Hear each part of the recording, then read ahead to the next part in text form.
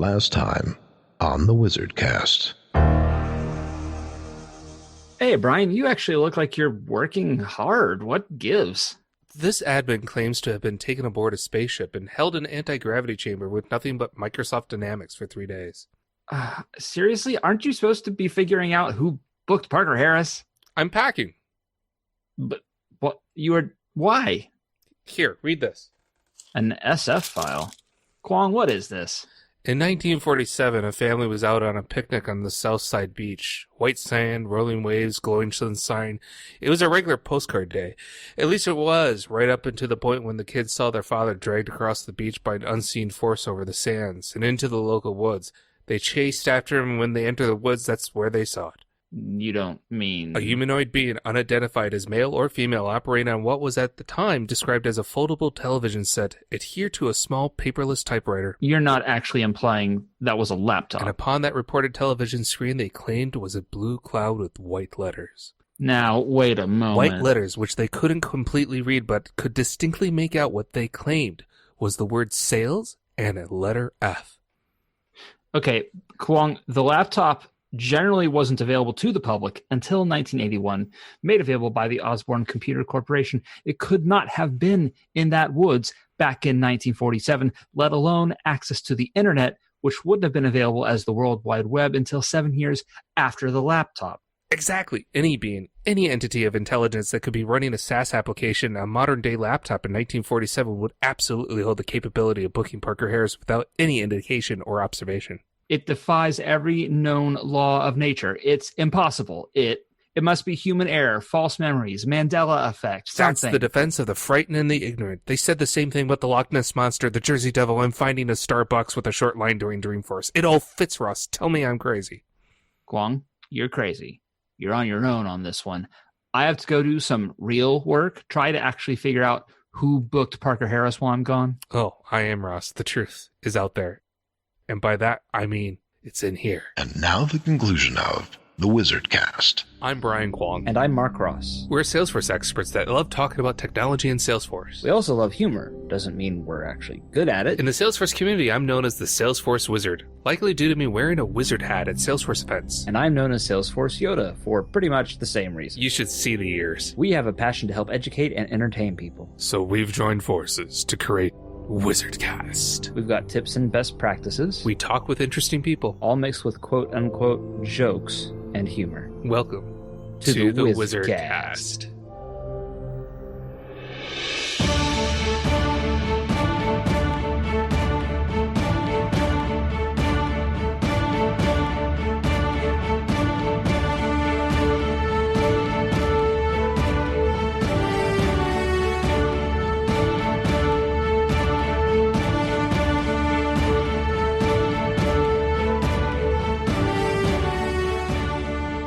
So, did you get anything done while I was out? Oh, God, it's amazing what I can do without an incessant meddling and questioning to everything I do.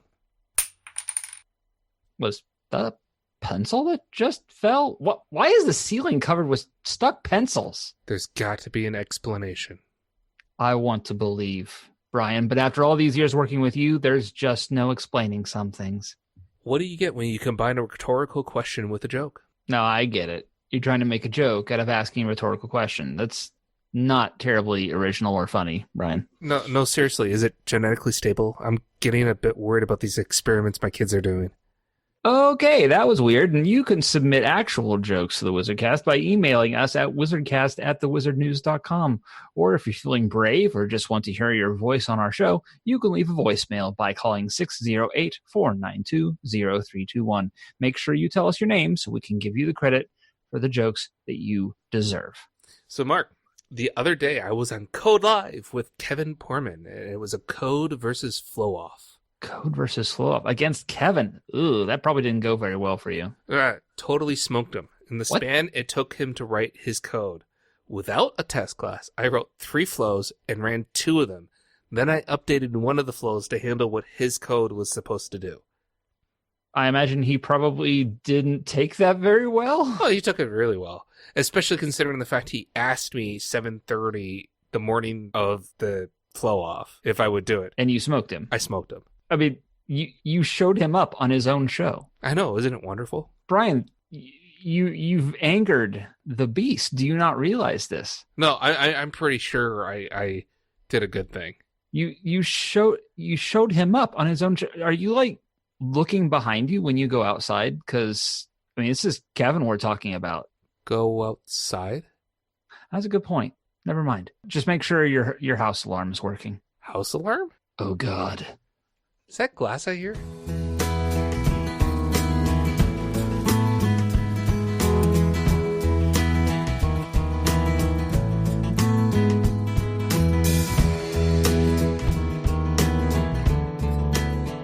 We got a really special episode for everyone today. We have not one, but two Senior Director of Product Managements from Salesforce. Wait, Brian. Is it Senior Director, Senior Directors, or Seniors Director?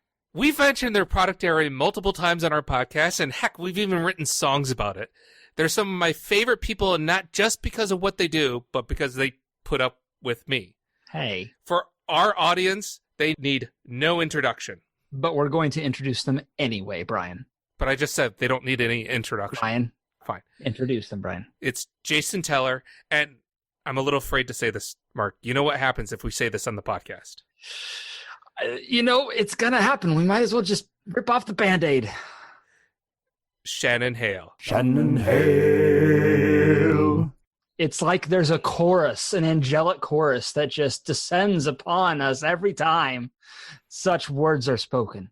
It actually happens every time I walk into certain meetings. I can vouch for that. I'm not sure if we should apologize or... I have apologized. I also hunted Shannon down at Dreamforce with my little mobile Bluetooth speaker, threatening to play her song. But no, that's going a little too far. If I had the boombox and I could do the John Cusack, that would have been different. That would have been completely acceptable. Somehow that grew so many legs on its own. Like, I have no idea how it happened. I shared it a lot on Twitter. Welcome. Yes, welcome. I'm thank you for both of you coming, especially considering how much crap I've given the Flow team over the course of many years. And you and me both. For the theme song. And the fact that Jason doesn't have one yet. But we'll get to that. We'll get to that. I was kind of hoping they'd unveil it here. Really? Then we could be even. Well, I mean, should we go ahead, Brian? Which version do you want to use, Mark? Because the last artistic meeting that we had about 4 different versions for Jason Teller. Yeah, maybe we should just shop all of them and see which one actually works the best here. Well, Mark had the idea, Jason, that instead of coming up with something completely unique, we should do more of a parody song. And the song he picked was more ballad-like. It was the George Michael "Careless Whisper" was the one he used. Jason Teller, Jason Teller, Jason Teller, Jason Teller, Jason Teller. Yes, and that's probably as far as we can go for copyright purposes. Yeah, probably. The thought I had was, considering how often I give you so much crap, even to people who are on your team, like saying you never respond to my emails, I thought maybe doing more of a Rickroll parody would be better. Nice. Never gonna go to Jason Teller. Never gonna Jason Teller. Never gonna Jason Teller. Yeah, but it's better than the other way around. Better than Jason the other Teller way. give you up. Jason Teller let you down. Now that just doesn't. No. Or I was thinking maybe Jason tell her how to make it flow. Jason, tell her all the secrets and make it a pun off of your name. But yeah, I don't actually know what song that is. You've lost me. Yeah, that it was a bad Rickroll parody. Okay. Underline on the bad. But yeah. In my defense, I was high on medication from a root canal when I wrote all this. So Mark has no excuse. I'm just me. So forewarned, it's coming. It shall be there. We're working on it. Yes. I am waiting the competing theme song. This will be a good. It's going to be a battle of the bands. Well, that's the thing. It's got to have some sort of symmetry, especially considering Shannon is the product manager of Flow Builder, so everything people actually see, and she is very active on Twitter and everything else. And then we have the man behind the scenes, who's the product manager of everything going behind the things in the system that actually make the flow run, who has a Twitter account. I think the last I saw, you were up to 6 tweets, maybe 7. So You finally got a Twitter account? Well, And you didn't tell me? No, I mean, I didn't. I think these are pretty old, right? Yeah, they It's were back like 2015, 2016. It's back when the Twitter was young. Yeah. So comparison one is very visible, both in product and in social media. The other one's all behind the scenes. I mean, I kind of feel like, we made a joke about the whole wizard thing, but you're kind of like the dark puppet behind the flow. I'm thinking more like a Zoolander walk-off. Ooh. I really wish we recorded the video, because Jason, you need to give us your best Zoolander. I do have a selection of looks. Yeah, need that blue steel. Ooh, that's pretty good. I got smoldered. Oh, I wish I was fast enough for a screenshot of that. That could become the feature image. That's what you need to do. The two of you need to take a selfie of each other doing the blue steel, and we'll make that the feature image of the episode. We can make it our Twitter profile. Nice. I think we probably wasted enough of our audience's time. No, I've got one more idea. Oh, you got one more idea? Yeah, all right. Here we go. It's Jason Taylor. Nice. No. Yeah.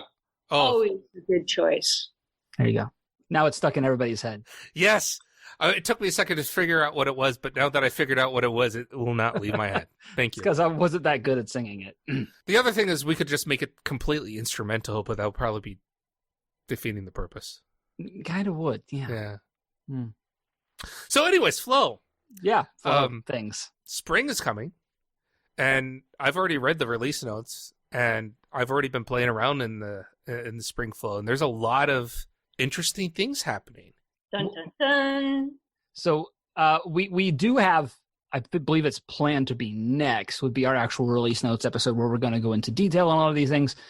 But there are some big things. And so at least from you two, what would you say are your big things coming in Sprint that you are the biggest fan? What's your most favorite? What's the thing you're looking forward to the most out of this upcoming release? I'd spent a lot of time on this, but actually Shannon and I both spent a lot of time on this one. So I'm going to say our before save trigger support and flow. The one we're really, really excited about. That's big. It's huge. But I'm sorry, Jason. I don't think it's as huge as system context. I think that's a bigger System thing. Context is that's a pretty big one too. It's powerful. System context is powerful. Before save is high performance. Yes. I have a different thought, actually. Yep. My favorite, and it's small, but it's also huge, is the fact that on Get Records, you no longer have to type in every field that you want to retrieve. Oh, yes. Yeah, I absolutely love that, and I got burned by that today. Yeah. So, but not your fault. But so I had an update in older flow for a customer today, and I got really excited because when I was making the decision, I was having to make a pathway based on record type, and I really hate going by record type ID or creating a formula. So I got really excited when I saw a record type and the little arrow so I can traverse the relationship to the record type table to grab by name. So of course that's what I did. And then I ran the flow and got this, your flow failed because, object dot record type dot developer name is not set. And I realized, well, that's because nowhere in the system am I telling the flow to get the developer name of the record type from the contact. So I went back to the get element thinking, oh, maybe I could do that. But no, you could just do record type ID unless you do the nice little radio button that says let Salesforce pull in all the fields. But sadly, I can't do that because the flow had to be out today and they're still on the winter release. So I love where it's going. It's all these like quality of life modifications right? As we're working towards simplifying it, it's really also about efficiency. It's kind of funny because Jason and I were talking about this earlier, and we were talking about something sort of completely different. I'm thinking, but it's so much faster. And Jason's like, yes, before save is definitely faster because he's thinking performance. And I'm like, no, it's so much faster to do a get records because you don't have to type the fields. And he's like, I didn't. Oh yeah, okay. I was like, wait, but I don't think we made any performance improvements to the get records lookup in this release. So clearly one of us works on the builder and clearly one of us works on the engines. But I think that's great because both are important. Both can always be improved. Especially the back end system one. I think I shared this with you, Jason, that someone went through and did this test of doing the same operation between Workflow Rules, Process Builder, Flow, and Apex, and showed just how many more CPU cycles it took to run the same thing just through a flow, right? So the before saves is going to make a big deal of something like that. But for those of us who are in and out of Flow all day building them, making it really fast and easy to maintain how you build something is also really, really important. Yeah, definitely. And I think that, we're obviously focusing, that's the theme for us on flow. I'm sorry, did you just say focusing? Did I say focusing? Maybe I hope you did. Because that actually might even beat out my Floatal. Floatal's good. I like Floatal. The new Flow modal, internally, everybody's referring to it as the Floatal. Yeah. Almost everybody. Is there an audio cue to go with that? Not yet. There will be. Alex Edelstein has told me I'm not allowed to do any more flow puns. So You tell Alex Edelstein to come on this show and we'll give him what for. There's no such thing as 2 flow puns. Right after we write down a whole episode of nothing but flow puns. Flow punnery. I love it. So can we talk a little bit about this before save? Because I think there are going to be a fair amount of admins out there who maybe they've heard the term before save. They're not developers. Maybe they haven't learned about order of execution, so they haven't kind of gotten into that yet. And maybe they're learning about flow, but before save is still kind of a foreign concept to them. What are you talking about, Mark? It's what happens before you hit the save button. Yeah, let's leave this to the professionals, Brian. Although we did have a discussion the other day about the save buttons, right? Like, are we going to be using disks for save button forever? Right. Is that like an icon? That's a thing. Yeah. No, kids are totally confused. Like I've heard stories about this in, my doc team, they're interacting with kids in schools and things like that. And one of them got asked was, what is that icon for the save? I don't recognize what that is. And the person just looked at the kid and was like, that's a floppy disk. A what? No, the best story I've heard was the guy who pulled out one of his old 3.5 floppy disks, and the kid said, "Oh, cool! Someone 3D printed the save icon." Wow! Now that is impressive. Oh boy! So not that kind of save, Right. But yes, the save order of operations in Salesforce. I think the good news is that with introducing this before save trigger, it's something that, like I said, Shannon and I worked on. Really, a lot of credit for this goes to Shannon to make it easily approachable, for an admin. It's essentially, and this is kind of how we build it. We called it a before save update, but ultimately, if you read what it says, it's designed to help you do a fast field update. Right, so you can do field updates in workflow rules. You can do field updates in process builder. You can do field updates in flow, and essentially you are just doing that field update on the record that triggered this particular before save. And so there's a limited number of icons. There's some complexity you can introduce, like you could do a record lookup to get a few additional pieces of data that you would like to do for your field update. But ultimately, you use that assignment node to do a field update on the record that triggered it, and that's pretty much it. By doing this for just a little more depth, by doing this earlier in what we call the save order, which is basically the order of things that get saved when you save something to the database, we gain a lot of performance benefits from doing that because it happens up in the beginning of that, hence the before the save sort of terminology. But really, fast field updates, it's essentially what you're getting. So I would definitely recommend anybody, even if you don't really understand the save order concept or whatever, just give it a shot. trigger a record, do a field update. You'll see it works pretty much just like that. So is it like a special type of flow? Like we have screen flows and auto launch flows, it's schedule flows, and now we're going to have a before trigger flow? Yeah, it's a record change flow, and before save is the first part of it. Yeah, I mean, so it is with something that, and this is sort of, I don't know how, this is a little bit of the technical detail on the back end, basically. It's actually a trigger of a source save trigger attached to an auto launch flow.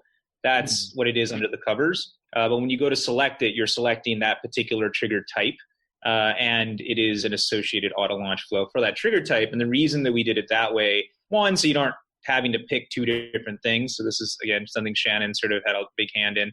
And then also because we can isolate down the elements to sort of simplify the behavior that this could do. Again, back to the fast field updates concept, we did some analysis, and I think it's like 70+% of all process builder executions are essentially field updates on the triggering record. And so it seemed like a good place to go for this first cut on the before save. So do these run, because if we're essentially creating a trigger, one of the things that Salesforce has said for a very long time is try to have your object triggers, condense them down to one per object, because that way you can predict the order in which things will happen. Do the before save flows always run before an Apex trigger of the same object, always after, or is it a bit unpredictable? They should always run before the Apex even trigger. A before trigger, even a before update. Even an Apex before trigger, yes. We're going to rememorize the order of execution. Yeah, we're changing the order of execution. That's big. It is. Thank you for mentioning that. As simple and as straightforward as we made this feature for somebody to actually use, the discussions around where you exist in the order of execution were certainly top level discussions that needed to happen. And so the conclusion was that the right place to put this was before Apex triggers, and it will always, from now into eternity, probably be before Apex triggers. That's crazy.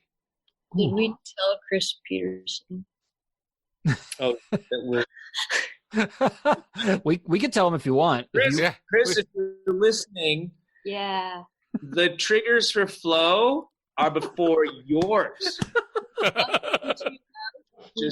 We bumped you out of the spot. That's right. I happen to know he has listened to the podcast, so this will be hilarious if you say nothing else to him and he has to find out through this episode. We should release the episode. We'll wait a few days, see if he says anything. If not, we'll be like, hey, Chris, really go listen to this episode. So is it right before Apex triggers? So is it still validation rules and everything else that usually comes, and then it's before trigger flows, then Apex, then... I think the validation rules are later, actually. Yeah, the user-defined validation rules are later. Yeah. Real? Because I always, if I remember correctly, that validation rules has always been the top. Maybe you're not remembering correctly, list. Brian. I know. I'm gonna do the Google of execution rules right as we speak. Every single one of us. Field level requiredness and so on all happen beforehand. Yeah, no, before triggers are before validation rules, Brian, according to Google's. So actually, it says here, number 3 executes flows that make before save updates. I must be thinking about required fields. Yeah, required fields and page layout. Required fields happen before the before. It's very meta. That's kind of cool that the Apex Developer Guide is already updated for spring. You got to get things up to date. Got to get those docs in place. Yeah, we usually get them out by R0, or that release. All right, I'm going to ask a question which I don't honestly know if you can talk about. I'm guessing it is because I saw this on a slide at Dreamforce. And that was Process Builder in Lightning Flow Builder with the parentheses pilot. First, is that something you can talk about? Yeah, I mean, I've talked about it on various venues. It's not so much a pilot as we are doing a couple of things. One is, I've talked a lot about how we're trying to make Flow Builder easier. Process Builder obviously is easier than Flow Builder right now, anyway. we get a lot of feedback about debugging processes, which is difficult. And we're working on debugging flows. And since processes are under the covers flows, it kind of makes sense for us to kind of have one tool and not have to support both of them. Now, that said, obviously, lots and lots and lots and lots of people have written processes, and we're not going to sort of turn it off tomorrow or anything. It's definitely kind of a long tail game. Yeah, I like to think about it as like today, if you want to call a flow with a trigger or some sort of logic like that, you've got to use Process Builder and Flow Builder, right? And really, like, why do we make people switch tools at all? We should make Flow do things if you're going to use Flow, and Process Builder do the Process Builder things. So I think that's kind of where we're at right now. And we're obviously, as I mentioned, we're focusing on flow simplification to make it easier to use, more approachable. And, we're adding things like the before say trigger and the schedule trigger where it's appropriate. So I think that's kind of really the state of things. In a lot of ways, the Process Builder, that sort of concept is just that it's an inspiration in the sense that people find Process Builder to be super approachable, right? And we would like Flow to be, hopefully as approachable as well. And so for us, it's like a guiding light kind of thing. I mean, I will suddenly lose a whole bunch of YouTube viewers since that's pretty much all my videos are about. But I would welcome an increase to the Flownatic fan club. Didn't we basically make you rewrite half of your videos anyway when we released Flow Builder? Yeah, no, I have to redo all of them. As a matter of fact, I scrapped the whole series and said, I'm starting from scratch. So and unfortunately, my editing time is very, very little. So I have all these episodes recorded and not edited. So by the time I get around to editing them, I realize you've made more updates. So I have to scratch my recording to re-record them. So I have had literally just recorded the whole, here's all about data. Let's talk about getting records, updating, deleting. And then I logged into my Spring sandbox. And I'm like, well, crap. It's completely different now. This is so much easier. All right, let's rewrite it for Spring. Which, yes, it's annoying, but I really like the way it's going. Because the number one thing I've gotten about people who tell me that they are not using Flow is because they find it scary and intimidating. And that's exactly why. Yeah. And part of it's nomenclature, and part of it's because you have to think a certain way to really make it optimal. But it's not as big of a hurdle as I think what people think it is. Mm-hmm. And so doing things to make things simpler, like the not having to create your resource variables when you get data. That's a big deal for everyone. I don't like it, but it's a big deal for everyone because it's really simple. This is different. This is change. I don't like it. I've gotten to the point where I'm really used to having my S-object variable collections and variables named a certain way so I can find them and use them, and not be named after the element and the object that I've created. So I don't want to rename my elements because that looks funny on the screen to me, but I still like my resources. But it's okay because he gave me a checkbox to let me do it. So if you like it, you can use it. If you're an old fogey like me and set in his ways and will never change again now that he's in his 40s, you still have the option to do it. Some of the functionality that we're doing with like automatic variable mapping is really only available, like the conditional visibility stuff really only works with the automatic variable mapping, at least for Lightning Web components. So some stuff you're going to find that we're nudging in a certain direction. Yeah, I know. But on the other hand, what I will say is that I've noticed, because I have a whole bunch of flows that are sort of benchmarky that I go through every release and rebuild and go, okay, well, it took me 63 less clicks and 8 fewer pop-ups than last time. That's progress. The thing that we don't often think about, because we're sort of focused on the locust, on the clicks, is you heard it here first. Is that by not having to create all those extra variables, right, for things like actions in Spring 20, for screen components last release, is you end up with a lot less cruft in that left-hand toolbox panel when you're looking for something. It basically, even for just the get records, you don't have to create the variable. So that's one thing instead of two. If you're looking at something like the dependent pick list component, you're looking at one thing instead of like 6 potentially. So it really does cut down a lot of time and makes your flow a lot easier to work with. Oh yeah, I don't disagree whatsoever. It's for me, it's an adjustment. But then again, I've been doing Flow since it was on desktop, and I'm really sad you took that away from me. No, I'm kidding. Yeah, I was going to say. Died.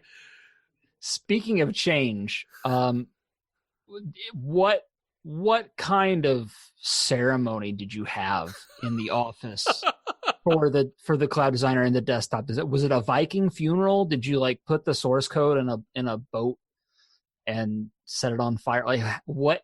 Please tell me something happened to send off those old heroes. I think somebody played taps on a harmonica.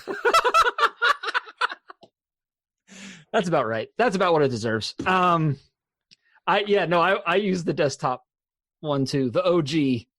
And you have it? I don't think I do anymore. That was many computers ago. I think I have it. You have one of these. I have 4 computers around me. It's got to be on one of these. I'm looking to see, but I don't think I have it on this machine. I think that was too many computers ago. If you got it, Brian, let's chat. Yeah, I'll dig through it because I remember I installed it on one of my home computers because after I got kicked out of the office at 6 p.m. I still wanted to play around with it.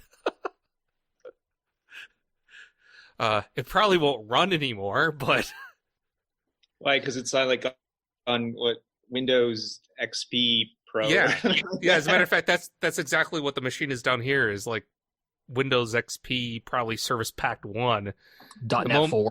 Yeah, the moment I hook it up to the internet, I'll be instantly infected with who knows what. So we talked about some of the interesting things that are coming out with Spring. A little bit about what the kind of thought process is with making Flow easier. What else would you like to highlight? What makes you excited? What do you think we should be excited about? Does it have to actually be product feature? No. So one thing that I'm actually really excited about, we're about to do release readiness live, which of course we always do. And for the last couple of releases, we managed to convince the release readiness folk to just give us an hour of unused studio time since they already had all the studio crew down there. And so we recorded our own Flow release readiness, not live videos. Currently, we have enough people who are interested in them that this time they actually invited us back to do it live. And we're not going to be looking in for unused studio time anymore. So that's really exciting to me because I think it shows that people are really interested and want to learn stuff. And we are admittedly putting out a lot of stuff every release. There's a lot of changes. So what's the date of that? It's next Tuesday. Yeah, I think it's the 28th. It's the 28th, I think at noon Pacific, if I remember correctly. Where can people go to find out about this and sign up? Well, there's the Release Readiness Live chatter group in the Success community. That's a good one. And there's probably a sign-up page on the web somewhere. Yeah, we'll put links in the show notes. That's actually really cool. Yeah. Yeah. Didn't know what was happening. and I agree with you.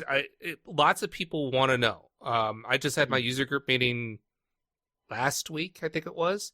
And part of that is we had to share our top 10 features that we're interested in Spring. And of course, mine were all Flow related.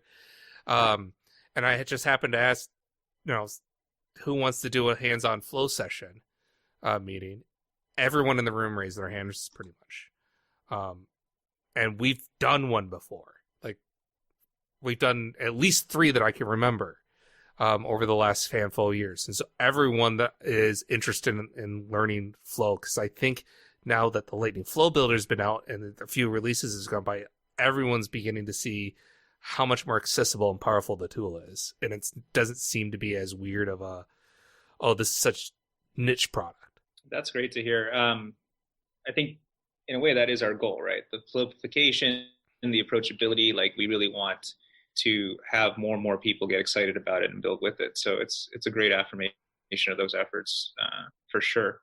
And then the release readiness live piece as well. That it's the thing about the release readiness lives is that we usually have enough time to kind of highlight and tell people what we're doing. But the great thing about having the flow only session is we get to tell you a little bit more about how you could do this and a little bit more about how you can build with it. And being that flow is a flexible sort of declarative builder type tool, I find that often the how pieces are the ones that really attract a lot of people. Like even when we're at Dreamforce, when we have examples of how you would do something, they tend, people really like, that's the thing they want to learn. So yeah, having this live session where we can do that more, I think is super beneficial to everybody. Kind of like your Flow How To workshop, right? I mean, people want to know how to do that. And why. Yeah. That's one of the things I think that really appeals about Flow is that if you go to Dreamforce and you go to a session on code, and maybe it's like best practices on certain aspect of code, right? Like the most you can do is look at somebody's code snippets and hope for the slides afterwards, unless you can maybe get a recording if you're in one of those sessions. But if you sit in a Flow session and you look at the people who are doing how-tos in a Flow session, that's a lot easier to follow along. It's a lot easier to pick up, I think, because it apologize for overly simplifying here, but it's a bunch of blocks on the screen, and that's a lot easier to visualize than a bunch of text on a screen, right? So I think there's a kind of inherent appeal about that. And I think that's why those sessions are always going to be strong. Those were always some of my best sessions, my most popular sessions too. I think that was something else that I really enjoyed at Dreamforce this year is almost every screen that I walked by, people were showing flows. All around the developer area and in the admin area, you couldn't really walk by a presentation without somebody having a flow on the screen at some point, which I think to me really shows, especially since it was in the developer zone, and we developers do tend to be fond of the text on the screen. To have something that's a visual tool and a declarative tool, getting everyone's attention, I think is pretty cool. Well, I keep waiting for the Dreamforce where Salesforce announced that Flow is Salesforce, and I mean that because it's like I've seen this progression, between with the fact that Flow can have screens. It's an automation, and now we have, you're able to put your Lightning components and Lightning One components on the screen. You could effectively ditch Salesforce user interface completely and replace everything with Flow entirely. Flow with embedded Lightning components. So you could literally make your Salesforce environment nothing but a bunch of Lightning pages with Flow components in them. You still got to worry about your 2,000 element limit, but yeah, theoretically. Well, yeah, but that's 2,000 element limit per flow, right? Yeah. 2,000 is a lot of screens. Yeah. and in that circumstance, you're not talking about looping through elements too. So. Yeah, right. But I mean, if effectively, you could create an app that's nothing but flow component. Yeah, totally. Like we talk about process-driven apps. Some of our demos are like that. One thing that not everybody knows is that we introduced the concept of flow templates last year, and that wasn't just for say our ISV partners, other folks that want to make custom flows and templatize them, install them as packages. Flow templates are actually something that Salesforce clouds can use as well. So we are seeing more and more Salesforce, we call them standard flows, like out of the box flows for Salesforce cloud functionality. Most recently, like our order management friends over in order management have actually been using Flow for some of the return management processes and things like that. So, Brian, I mean, it's an interesting observation, I have to say. You're just making, it's going to be a flow-centric Salesforce. Don't tell anybody. Don't tell anyone that you're taking over the world. It'll be just between us and our mothers. We're going to flow all the things. Flow all the things. Just ignore the people behind the curtain. Indeed. It's a little bit crazy, Brian. It's kind of like seeing your godchild grow up and they're doing so much, and they're so accomplished, and I'm just so proud. Whatever you say, Mark. But Flow being everywhere. No, Flow, yeah. Well, to Jason's point, like there was that big to do, I want to say a release or two ago about putting something on your community to have your customers request a call from customer support or something along those lines. And when you go to follow the feature to turn it on, it basically built you a flow. Mm-hmm. That was insane. Like that to me was a watershed moment. This idea that when you flip a switch in Salesforce, it creates a flow for you. I had never seen that before. What is there a story behind that? Like how did that come to be? Who Yeah.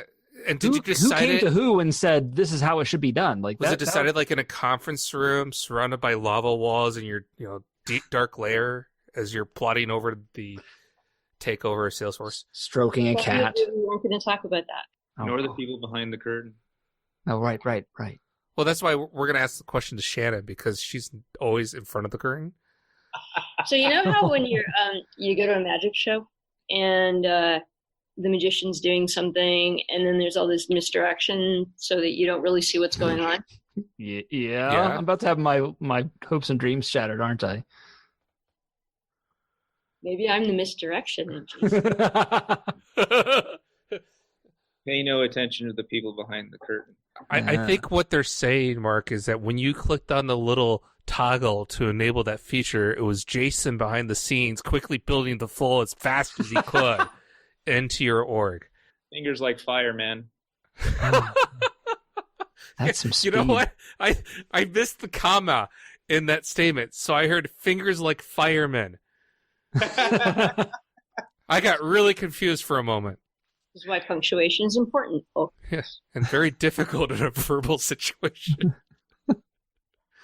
Like as Jason said earlier, we have a lot of different groups in Salesforce sort of seeing how Flow can be used in their situations, like order management and other stuff. So when people see, and especially because you can put flows in communities, you can put flows pretty much everywhere right now.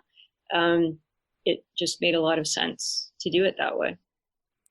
Yeah, usually if a product area is looking for a way to give the customer a baseline, like a best practice for doing something, knowing that the customer obviously, while following the best practice, has a few necessities they need to alter or configure or whatever, that kind of thing, then I think, a flow is really the appropriate way to approach that. In some cases, being that it is from Salesforce, there was this idea that, the flows could get a little complex with the permutations, so why not generate the flow based on the information that we have, right? And so obviously that's something that we can do. And so in some of those cases, you'll see those solutions. I think more commonly, back to the whole standard flow template thing, this template is sort of the best practice for this process, then feel free to modify. And, the benefit to that too is that, we can go ahead and update that original template while not impacting your modified sort of process, but you can also see what that update looks like and then modify accordingly as well. So there's definitely a benefit to this whole sort of template concept. And it's not, like I said, it's not just something for, folks that are out there packaging flows or packaging Salesforce, but just for Salesforce itself, because that best practice thing. It's beautiful. It's a thing of beauty. So, of course, we've been talking about everything that is coming in the short-term window very soon. It's beginning of February, right? Well, I have it now, Mark. Is the release. Well, you have it bully for you. But for a lot of people, it's still coming later. What is next on the horizon? And by that, I mean... more than 2 releases out. When are we getting Snap to in the Flow Builder? It hasn't passed the prioritization, Mark. Is that because you want to snap to the horizon? Is that how that works? Some people just don't like jagged lines. Oh, Yeah, I hate them. I hate them. When you see demos that I've done, you can tell which ones I do because all the lines are perfectly straight. Yeah. And one of the ones that like Tim does. Tim Mhm. Payne. Yeah, you don't want to know, Shannon, how much time I've spent. How much? I know. And it's not about straight lines. It's because I got some wacky flows that traverse back and forth across the screen on lines. There's no way you can make that look pretty, but I spend a ridiculous amount of time trying to make it look pretty. Snap 2 won't save me there. She's not saying anything, Brian. No. I believe the answer that I've seen is we know there's a lot of interest. We are looking at it. It's hard. And then it's ... Yeah. Forward-looking statement. We are looking at it. We are working through some stuff right now. I can't say when or what form even it will be in. We're still having a lot of That's fair. conversation. I heard that the workaround provided by the Flow team is to take a piece of very thin graph paper and tape it on your monitor. Like vellum, right? That's what vellum's for, isn't it? Yep. Yeah. Totally. Yep. You know, it's funny because when I did Schema Builder Yes. and we put the graph behind it, like the graph paper behind it, and then a few people were really annoyed that the Schema Builder blobs didn't align in the graph paper. The OD is real in this community. So like, okay, what else is coming then that you can actually talk about? Well, I like to think of things, fundamentally we have this process, this automation sort of life cycle, right? Like you build stuff, you want to test stuff, you deploy stuff, you want to see if it's working, and you want to make it better, right? Because when we talk about automation, it's usually some form of a process your company's trying to do. Companies usually want to be more efficient, we hope, and so they want to make things better. So when we look at how we invest, it's usually like in one of these, these different areas, right? Like how do I first think of the process? How do I then build the process? How do I then, test or debug the process? And then how do I see if the process is working or not? So when we are looking sort of at the longer time horizon, clearly we're doing a lot of work on the build part, right? Make it easier to build, make it easier to understand, make it more approachable. There has been some investment in the debugging aspect of it. I would say that investment isn't quite up to the amount of investment we're putting in the builder, so I wouldn't be surprised if you saw better debugging functionality some point in the future on the horizon, snapping to it. And then you also have to consider the part of, well, now that I've created it, now deployed it, how well is it working, right? Is it giving me value, that kind of thing. So we last year, we did a beta on our automation home where we had charts of executions and usage around screen flows. So that's another area that we're saying, well, we could definitely do better there and try to provide more information back to folks, some more metrics around, the screen usage, how long the flow took, that kind of stuff. And so those, I think, are two of the areas, at least for me, I see, in the horizon, like we would want to do better at, so that way we can make people successful in the entire life cycle, not simply just building the flows. Yeah, you can tell Jason's the engine guy. The metrics thing, that's something I've longed for a long time, particularly because I was the one building stuff and I wanted to know if it was actually being used or not. Mm-hmm. Mm-hmm. Did you see the Dreamforce presentation that I did with the JLL folk with Nana Gregg and Marshall King? I saw bits of No. it. Yes, I liked it. They basically talked about how they created a subflow that they put in every flow, and it passes in the name of the flow and who's running it and when it ran. Nice. And then they've created a custom object that they're storing all that in so that they can actually report on it and see who's using what, which I thought was really cool. That is cool. I think what Jason's teams are working on will Just imagine not having to create the subflow. Imagine not And having having it use up your data storage. Imagine that. But what if I want to put custom fields on it? Maybe you could just put custom fields on it. That was not a safe harbor statement, folks. That was just Jason trying to placate me. That's a 20 release out statement, right? All right. So we're coming up to the end of the time, and first I want to say thank you, both for the work that you do and the tool that you have provided. It is obviously my favorite tool in Salesforce. There are plenty of people who are going to listen to this that maybe know what Flow is, but have never built one. So for all the potential Flownatics and Flowhana out there, what is one thing you would like everyone to know? And I'm going to start with Jason, because Shannon is always out there and can say things anytime she wants. As the man behind the scenes, so to speak, Jason, this is your time to be on the pulpit and give a little preach without your prepared statements. I don't. What prepared statements are we talking about? Where's that coming from? I don't know where that's coming from. Clearly, you imagined it, Brian. Yeah, I think you did imagine that one, Brian. I think that I will go to just basically some of my own sort of reflection and background, like part of the reason I joined this team, right? Which is businesses fundamentally operate on some form of process, right? Like most things that you do are you as a person doing something with some version of regularity, right?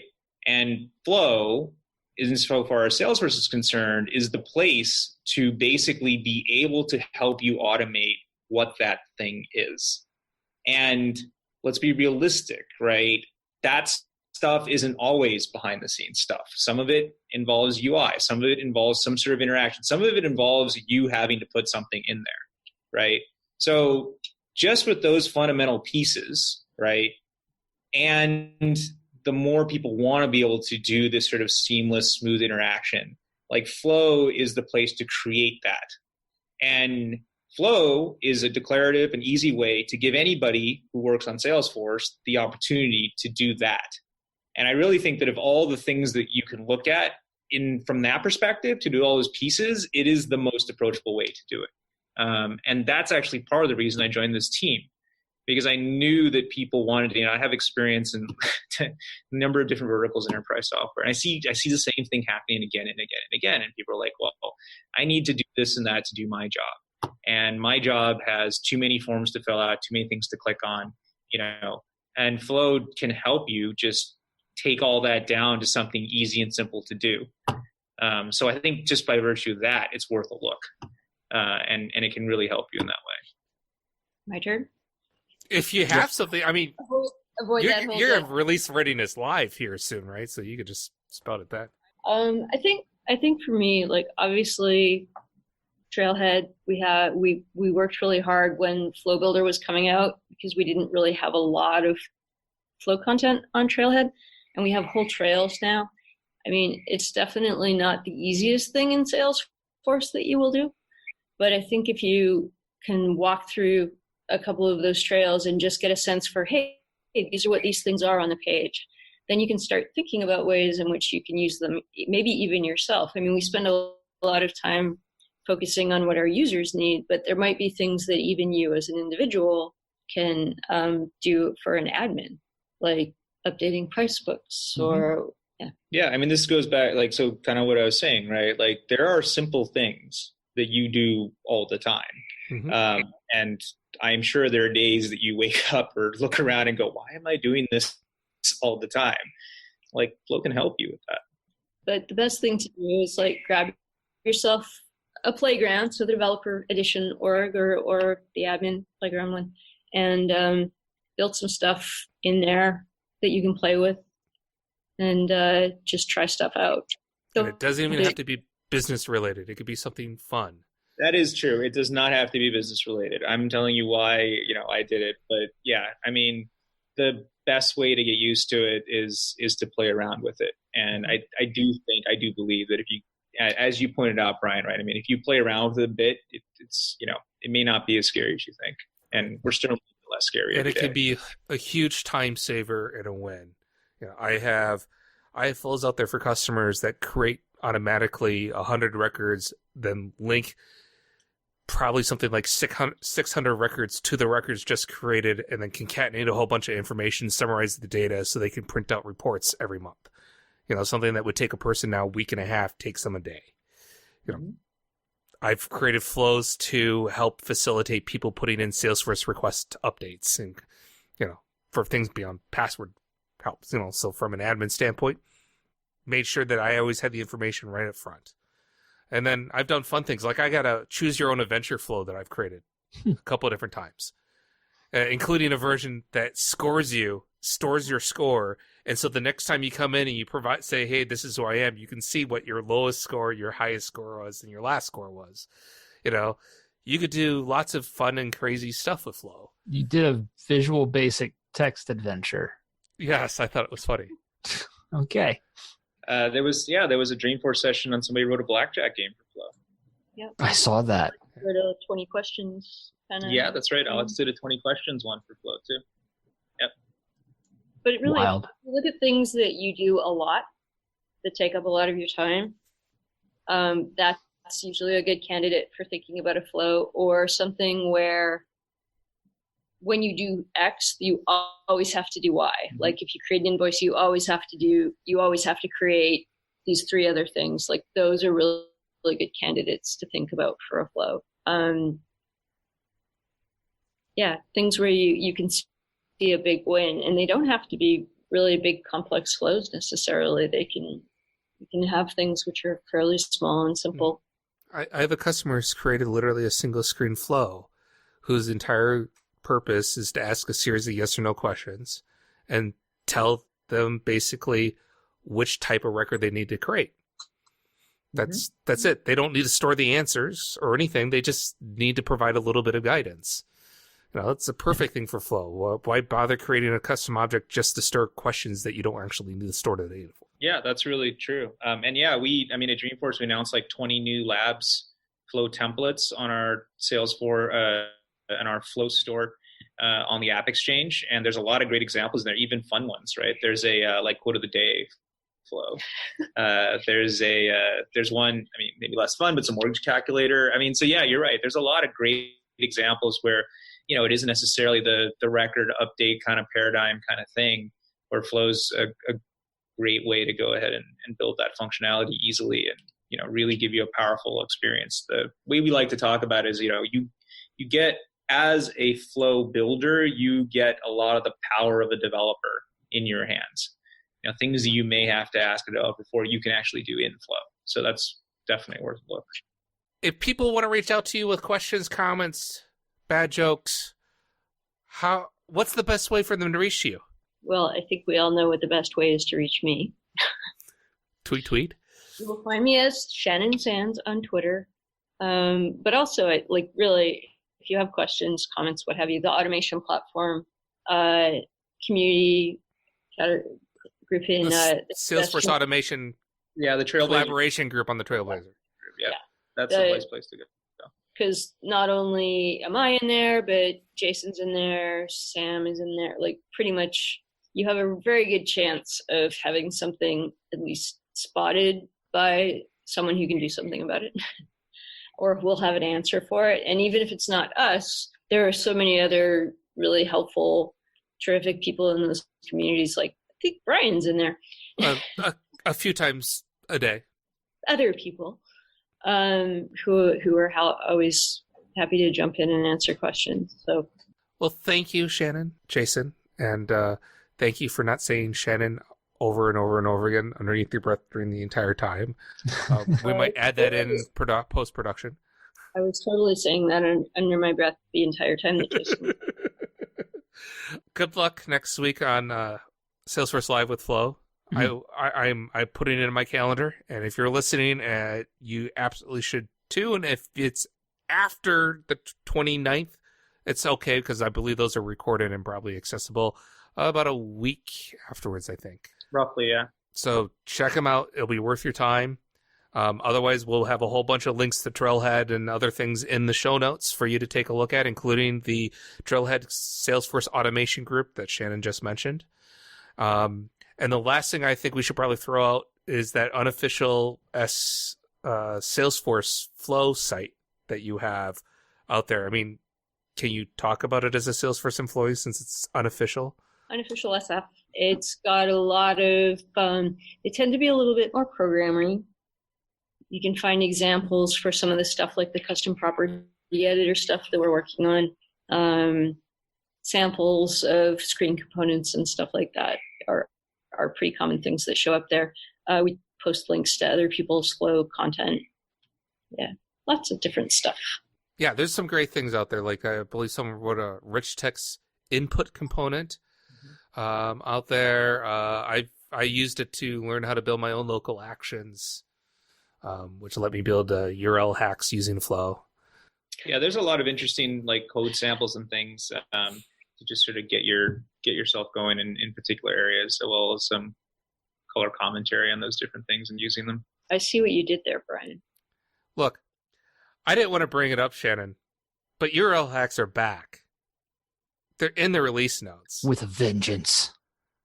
I thought you had killed them. I even went so far to figure out how to hack Flow and a Lightning component to reproduce my URL hacks just for Salesforce to bring them back in Lightning. Apparently you can have a pony, Brian. Too many inside jokes. All right. Thank you both for coming. It was absolutely wonderful to have you. Thank you for having us. We really enjoyed it.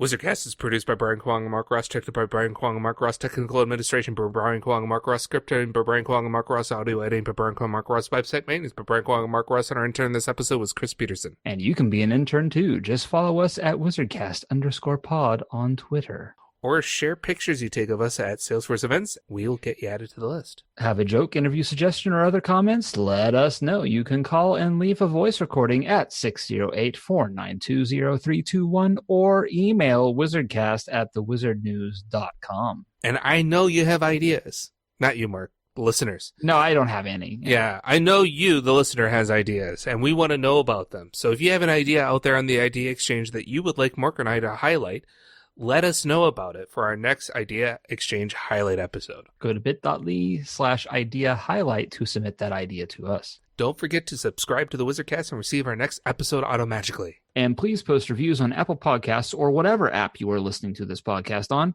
It helps others to hear what you just had to endure. Once again, I'm Brian. And I'm late for my meeting with my conspiracy theory group. You have a conspiracy theory group? Yeah, we're called the Lonely Gunslingers. Yeah, it's a weird name. We don't really do much. We talked about getting our own spin-off podcast, but no one wants to listen to some nerds going on about some niche property for an hour every 2 weeks. Thanks for listening.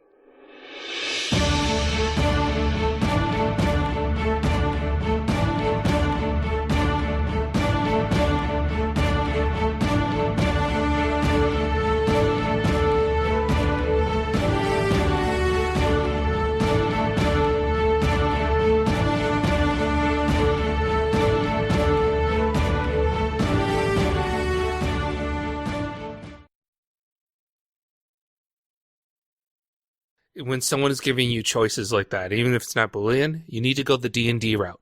And you roll a die. Yep, you roll a die, and you let the die decide. And if you don't like it, and you're like, I don't want to do that, then you have your answer right there. Yep. Then you've made a decision, haven't you? I also use that to decide, how to dress myself in the morning, which is why I've ended up with very odd combinations. Yeah, I never have that problem because everything I own is black. Shannon Hale.